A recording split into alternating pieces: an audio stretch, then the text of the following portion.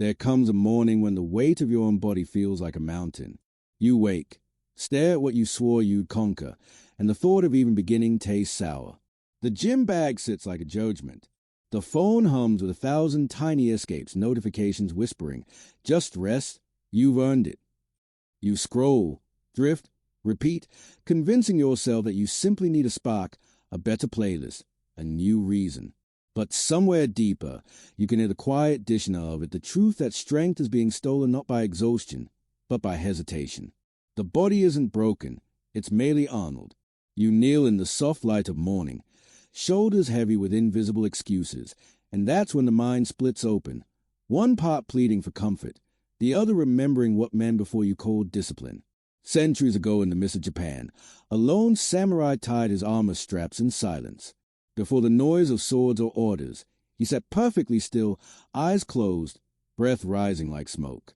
His heartbeat was steady, not because he felt ready, but because he refused to wait for it. The world told him to rest, but the warrior never mistook rest for readiness.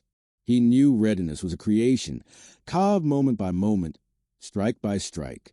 Where modern men stole in search of inspiration, the old ones found it in motion. You can almost see him bare feet on cold stone, sword resting at his side. No playlist, no caffeine, no motivational slogans, just a trembling breath before the first step. In that space between fear and action existed his real training, to move though the soul resisted. Today, we've learned to bow to emotion rather than command it. We confuse fatigue with weakness, distraction with need, comfort with recovery. We glorify wanting to be strong while quietly negotiating our way out of the very struggle that would make us so. The samurai didn't call himself motivated. He called himself prepared, not by feeling powerful, but by acting powerfully when every instinct whispered retreat. The difference between men who drift and men who evolve begins here, in the moment you feel incapable yet move anyway. Because you aren't meant to wait for readiness. You're meant to discipline yourself into it. Weakness isn't the signal to stop. It's a forge where strength finally hardens. Every generation must relearn this truth. Most battles are won not by the man who feels strongest, but by the one who keeps moving through the dust. Today's battlefield isn't a field of blade, but a screen of light, a war for attention and presence. And while the world scrolls, waiting to feel worthy, the modern warrior breathes, stands, and acts, shaping himself through motion while his weakness begs him to pause. This is where transformation always hides, not when you are full of vigor, but when you have nothing left to offer but breath and direction. You break or you begin, and both happen at the same edge. To answer how to train when you feel weak, we must return to the old road to Japan, where weakness wasn't avoided. It was polished. Burnout isn't always born of effort. Most often, it's a quiet corrosion that comfort leaves behind. What you call exhaustion might actually be withdrawal. From stimulation, from constant ease, from the endless buffet of cheap dopamine.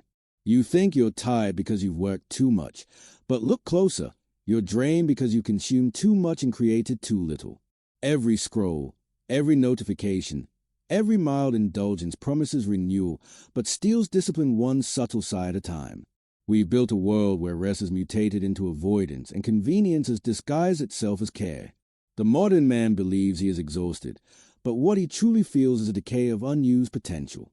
The muscles ache not from lifting but from stillness. The spirit groans not from effort but from neglect. The grand enemy of this age doesn't arrive with threat or alarm. It whispers in soft tones. Take it easy. You deserve a break. But the more the body bends to ease, the less it remembers endurance. Comfort, in excess, is decay disguised as peace that I in the old way. This enemy didn't exist in the same form. The samurai knew luxury was a slow poison. They didn't chase relaxation. They courted stillness. The world says, I need motivation. But the warrior says, I need clarity. Motivation depends on mood. Clarity is carved from intention. That distinction separated the fleeting from the formidable. The modern man looks for sparks outside himself. The ancient one struck them within the cave of his own breath. When the samurai trained beyond fatigue, they weren't glorifying pain, they were sculpting focus, refining perception, cutting through the illusion that emotion governs action. They cultivated what the Zen masters called Mushin, no mind, a state where exhaustion, doubt, and self-conscious fear emptied out like smoke through an open door. Stillness was an escape. It was a furnace where all mental noise burned away. That there's a small story told of a young trainee of Miyamoto Musasha. One night he complained he was too tired to train. Musasha looked at him without judgment and simply said, "Then sit until the body dissolves from the breath."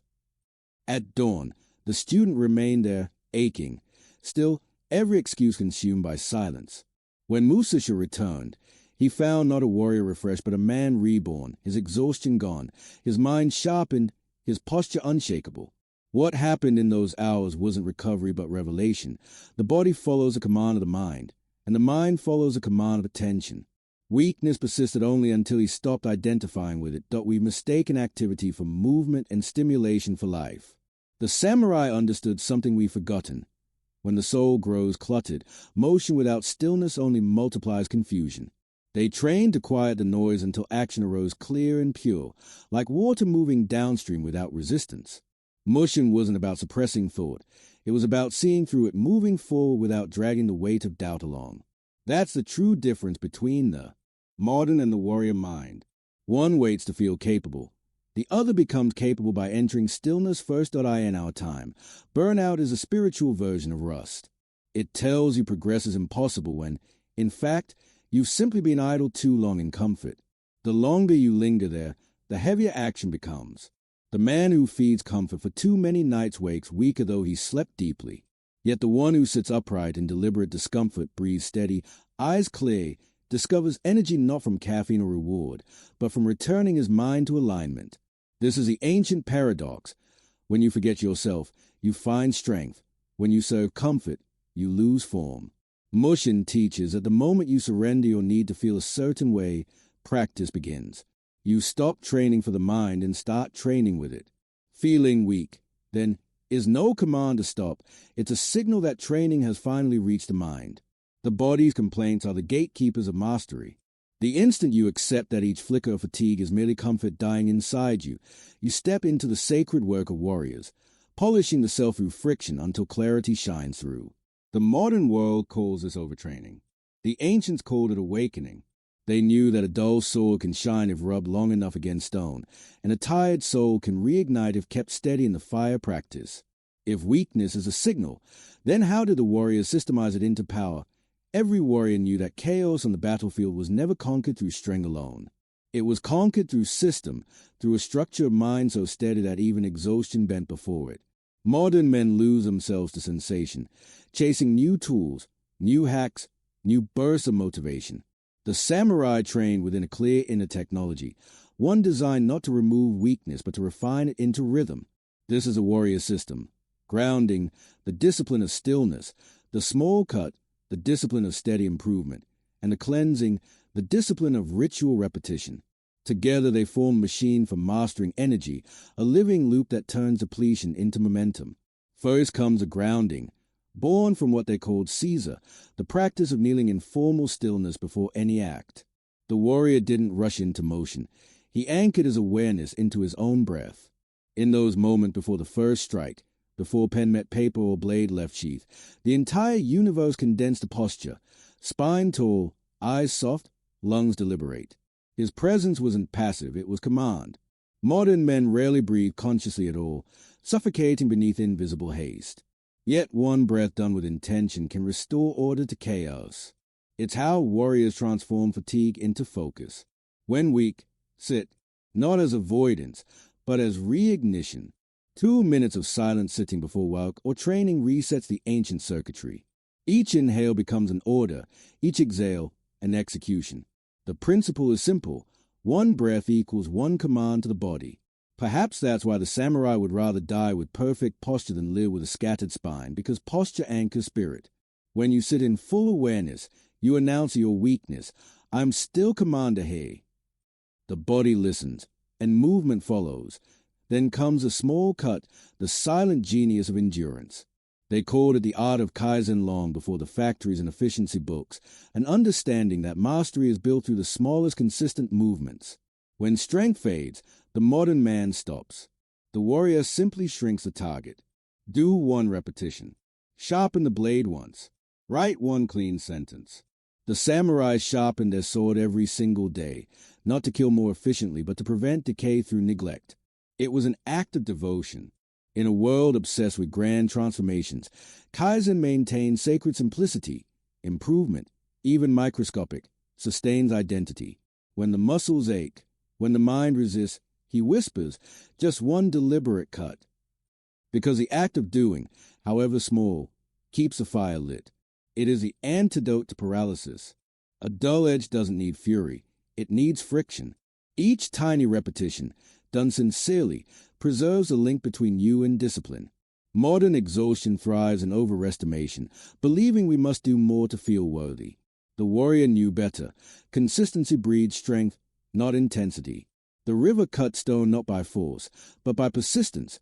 Last comes a cleansing, what they knew as Kata. To an outsider, Kata seems repetitive, ceremonial, even redundant, the same motion practiced thousands of times. Yet through this ritual, the warrior purified his mind from emotion.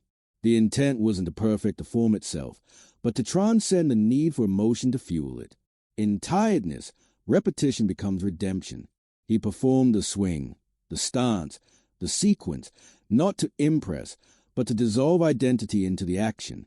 This is a hidden function of routine, a fixed morning ritual, a stretch, a breath, a handwritten page becomes a modern kata. You do it not because you feel inspired, but because the repetition carries you when willpower falters.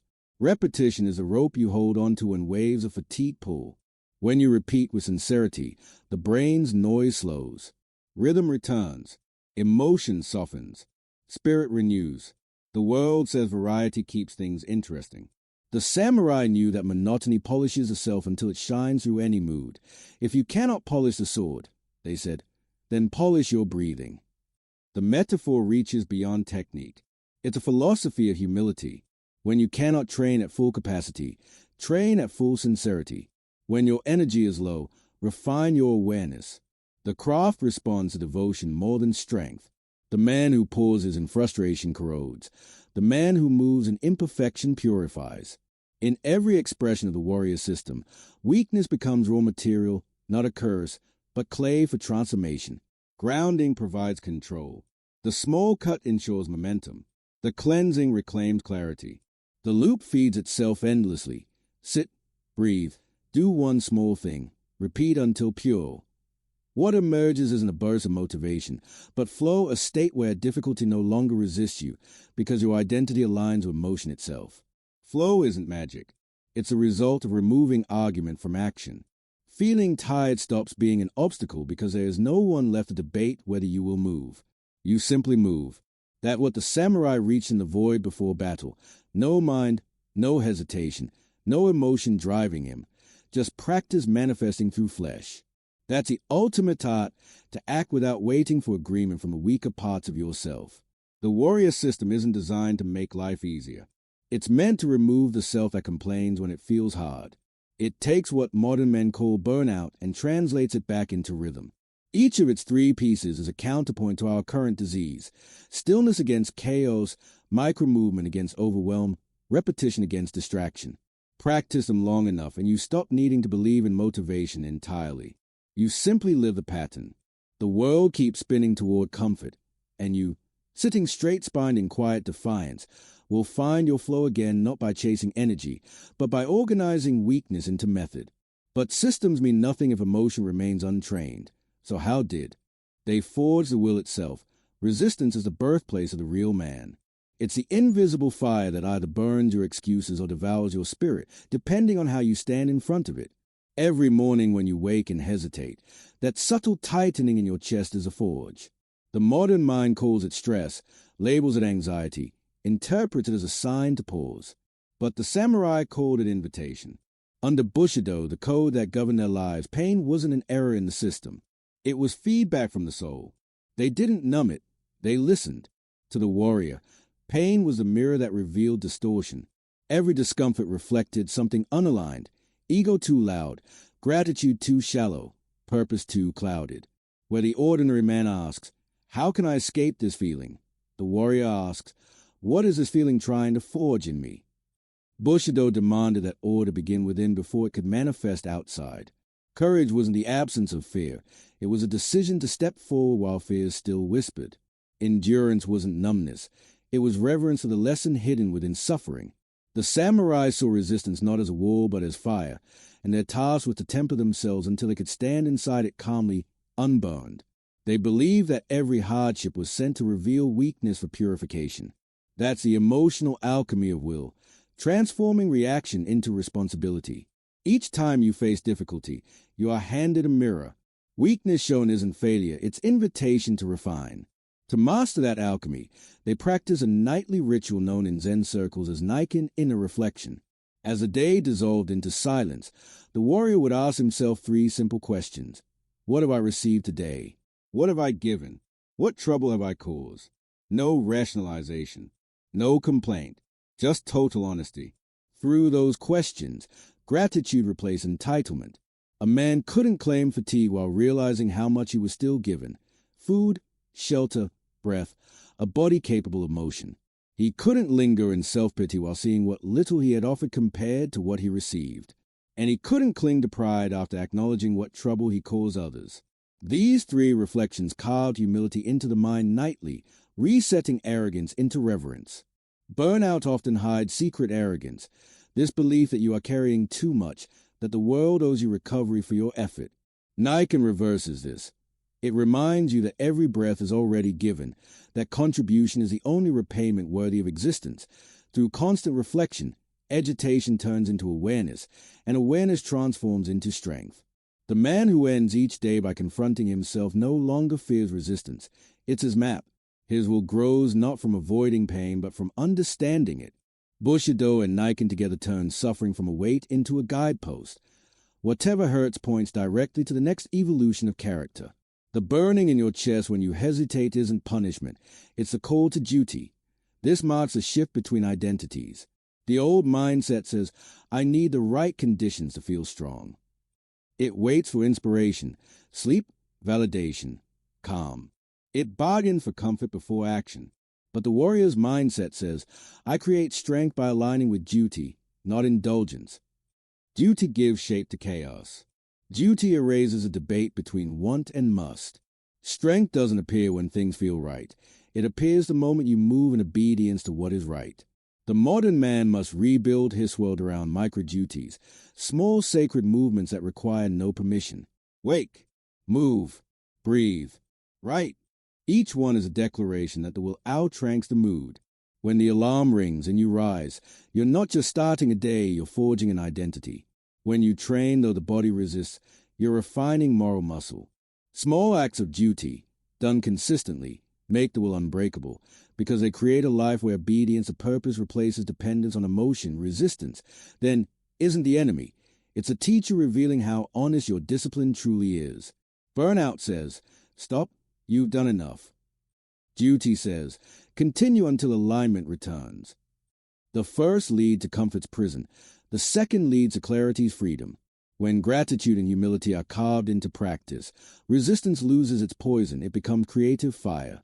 Each struggle is proof that you're alive enough to be tested, strong enough to be trusted. The samurai didn't pray for ease. They prayed for worthiness of struggle. And when their strength broke, they didn't question their path. They purified themselves again in reflection, breathing until their heart found rhythm. Still, every warrior crashes. So what happens when you truly have nothing left? Every system, no matter how strong, eventually bends toward collapse. The body wears down, the mind rebels, the fire dims. It happens quietly at first, a delayed alarm, a skip ritual, a training session postponed with the promise of tomorrow. Soon the pattern fractures, and a man who once moved with precision becomes a shadow of motion, floating through days without pulse or presence. The myth of the invincible warrior dies here, at the border of exhaustion and identity. Because a true warrior is not the one who never falls, but the one who understands that collapse is not corruption, it is initiation. There's an old story of a Ronin, a masterless swordsman, who after his lord's defeat wandered through villages stripped of title, weapon hidden beneath worn cloth. Children mocked him, merchants ignored him, and without his armor he felt invisible. At first he cursed his fate, wondering what honor meant once stripped of recognition. But as the months passed, he realized something terrifying. The identity he mourned was built not on practice, but on attention. His strength had been borrowed from the world's reflection. Without it, He felt hollow. So he began again, not with jewels or displays, but with quiet repetition. His sword remained sheathed. His focus returned to his breath, to the way his feet pressed into the dirt as he walked, to the humble precision of teapot and silence. Slowly, as being realigned around a truth he had forgotten, practice is alive only when detached from witness. This was a doorway into Shugyo, the austere training that purified intention through deprivation. Shugyo was more than physical grind. It was spiritual crucible. It demanded one continue the form of discipline when all reward was removed. The Ronin discovered that stripping himself of title and recognition was not punishment. It was release. He learned to labor without audience, to bow to form with no promise of progress. Shugyo taught him that weakness was not failure but exposure. It showed where he still expected something in return for his effort. When that expectation was burned out, what remained was pure practice, the soul polishing itself against hardship. Modern men call this stage burnout, and they prescribe escape, travel, rest, distraction, anything that promises temporary reprieve from pressure. But the warrior's code disagrees. Collapse is never a cue to run. It's a command to simplify. When you hit the wall, you don't need reinvention. You need return. Return to breath. Return to posture. Return to motion stripped of ambition. You are not required to move with intensity, only with sincerity. Burnout culture says, do less, feel better. The warrior path says, do what is essential and let everything else die. Simplification is a higher sophistication of discipline, because through it, the unnecessary parts of you burn away, and only essence remains. The modern warrior must learn this art of sacred retraction. When collapse arrives, and it will, he must not interpret it as the end of practice, but as the start of true keiko, training conducted without external validation. The collapse cleanses. It exposes what was false strength and forces the bone of determination to surface. This is where responsibility replaces identity. You are no longer the man who trains because it looks noble. You train because existence itself demands it. When stripped of title, praise, followers, metrics, status, what remains is a rhythm of your breath and the motion of your craft. If you can still bow, still move, still breathe deliberately, then you have not lost anything essential. The Ronin's awakening becomes our mirror. Collapse reveals the attachments we built around practice, the desire for results, the illusion of progress as identity.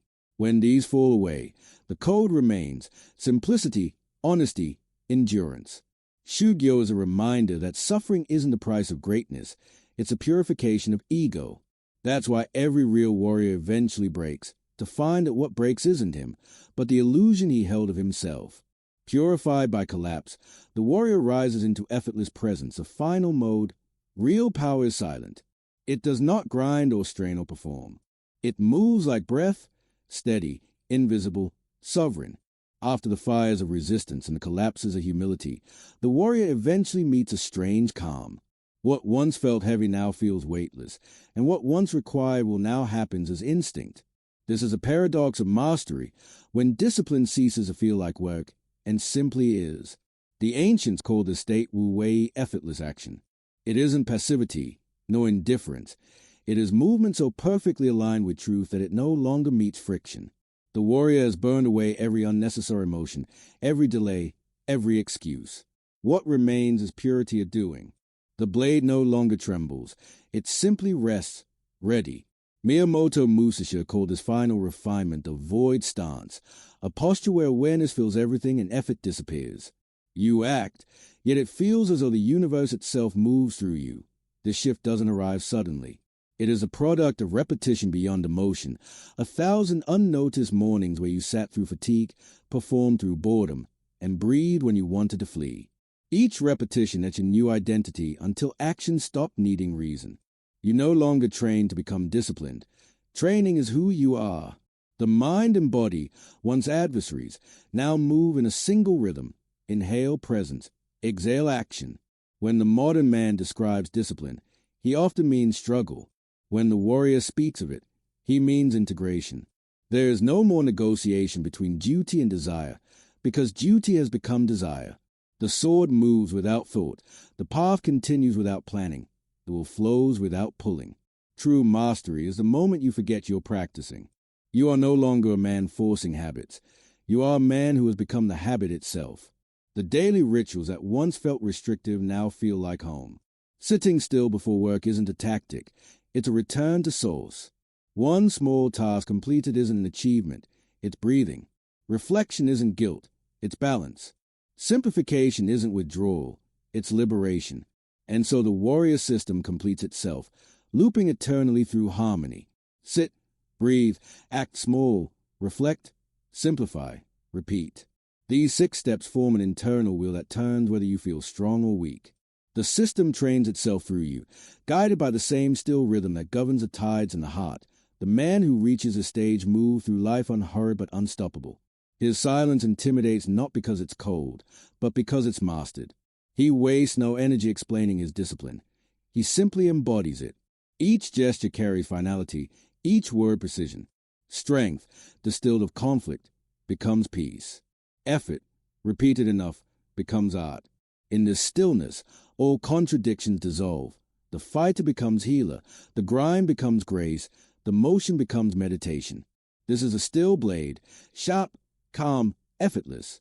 Now the question, how do you live this? Not just know it. Mastery begins in silence, but it must unfold in motion, within the chaos of cities and screens. The ancient traditions are not to be worshipped like relics. They are to be lived, adapted, and carried into the noise of our modern world. The samurai trained among mountains and moonlight. You train among notifications and deadlines. Yet the principle remains eternal. Mastery is not about where you practice, but how. To live as a modern warrior, you must stitch invisible rituals into the fabric of ordinary life. It starts in the first minutes of morning, the morning Seiza. 2 minutes of silent grounding before the day attacks. Sit tall, eyes forward, inhale as though commanding your mind to assemble. These 120 seconds are the threshold between chaos and clarity. Before the first message, before the first decision, you anchor posture and breath. In that stillness, direction forms. This is where the world's noise finds its limit, and your authority begins. You don't need incense or temples, just presence, spine straight, lungs steady. It's in this quiet that you tell yourself, action will arise from stillness, not panic. When energy falters midday, remember the Kaizen discipline. When the day feels heavy, don't chase a fire, strike a spark. Do the smallest decisive action. Reply to a single message with precision. Perform one. Deliberate set in the gym. Open the notebook, write one meaningful line. Small cuts sharpen the soul. This habit transforms weakness into continuity, preserving momentum through the simplicity of motion. The blade stays sharp not because it cut dramatically, but because it never stopped refining. Discipline is not grand. It is granular. As night falls, the Naikan reflection becomes your mental cleansing. Ask yourself 3 questions. What have I received today? What have I given? What trouble have I caused? They sound simple, but they pierce deep. You realize how supported you truly are, how little you actually give and retain, and how easily small moments of neglect ripple outward. The exercise humbles you, disarms entitlement, and restores gratitude.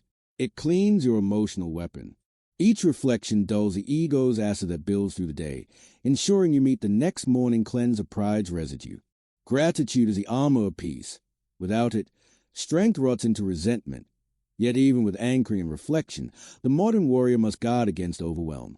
When commitments multiply and purpose blurs, invoke the 4th principle, Shugyo simplification. This is the art of pruning. In moments of overload, don't run to ease, return to essence. Cut the unnecessary. Fewer goals, fewer words, fewer distractions. Strip your world until all that remains is clear alignment. When the samurai entered austerity, they shed luxury to polish perception. You can do the same. Delete, unsubscribe, decline, and feel power return. In simplification, you rediscover control not through addition, but subtraction. The rhythm is complete. Sit, breathe, act small, reflect, simplify, repeat. It is not a program. It is a way to live. A loop that requires no motivation, only sincerity. When followed daily, this pattern rewires identity itself. You begin to understand a quiet mantra that lives at the heart of all warriors. Training is breathing. Every action, however mundane, is a form of training. Writing an email? Practice clarity. Walking down the street? Practice posture. Listening to someone speak? Practice presence. Training never ends because life never pauses. Ordinary tasks become rituals when performed deliberately. This is how the past embeds itself into the present, not through imitation, but through integration. The dojo becomes your daily schedule. The sword becomes your decisions. You walk, breathe, move as part of an unbroken lineage of focused men who refuse to drift. When the ancient systems dissolve into your modern patterns, you no longer feel conflict between the fast world and the timeless self. You anchor one inside the other, calm in the storm, efficient yet grounded. When the old path becomes your daily rhythm, you awaken as a modern samurai. There comes a moment when theory must end. You have read, learned, watched, hesitated, and now the silence stands before you like a mirror. In it, your reflection asks a final question. Will you remain the man who waits to feel ready, or become the one who acts from readiness itself? The dawn light spills across your face, pale and unpromising. It doesn't care about your moods or history. Yet in that quiet, something inside moves, a small, commanding pulse. You straighten your spine. You settle your breath. And you whisper to the reflection, not a wish, but a vow. Weakness will no longer dictate movement. It will trigger it. Each moment of fatigue, doubt, confusion, or fear will now be the signal, not the excuse to act. You recognize that the enemy has never been tired muscles or busy schedules, but hesitation. From this moment, hesitation ends. You will breathe once, act once, repeat. The world waits for inspiration, drowning in plans and half-finished resolutions. But the warrior does not wait. He moves from presence. Presence means there is no argument left inside you. No waiting, no bracing, no need for validation. Just a calm execution born from stillness. You've trained in breath, reflection, simplicity. Now the loop is complete. Identity has shifted. Discipline is not something you apply, it's something you are. Write your declaration. It may be public, a statement to brothers, friends, the world. All private, a sentence sealed in a notebook, breathed into the walls of your room. But make it binding. Words spoken with full spirit have the weight of steel. Declare that every act you perform from this point forward will be done with the precision of a blade drawn once, cleanly. You no longer dabble. You dedicate. You no longer chase motivation. You live motion. And as you stand there, still, the sound of your own breath returns, the same breath that filled warriors before battle, the same silence they stepped through toward destiny. It is a first and last weapon, the pulse beneath every strike, the proof of life itself. Hold it, feel it, release it. Strength does not roar. It hums quietly beneath composure. The breath softens, the dawn brightens, and the man before the mirror is no longer the same.